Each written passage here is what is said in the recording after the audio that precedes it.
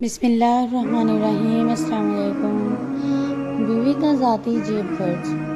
عورت کو کچھ ذاتی خرچ متعین کر دینا چاہیے۔ کچھ شوہر حضرات گھر کا سارا سامان لا دیتے ہیں مگر بیوی کو کسی قسم کا خرچہ نہیں دیتے۔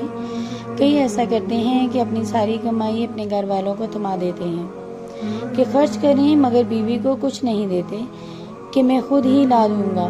یہ مناسب نہیں ہے۔ بیوی اپنے گھر والوں کو سب کو چھوڑ کر آئی ہے، اس کا بھی دل ہے، اس کا دل کرتا ہے کہ صدقہ خیرات کرے، رشتہ داروں کو تحائف دے اور اپنی ضروریات کی چیزیں لے۔ ایسے میں اس کے پاس خرچ نہ ہو تو یہ ایک طرح سے زیادتی ہوئی۔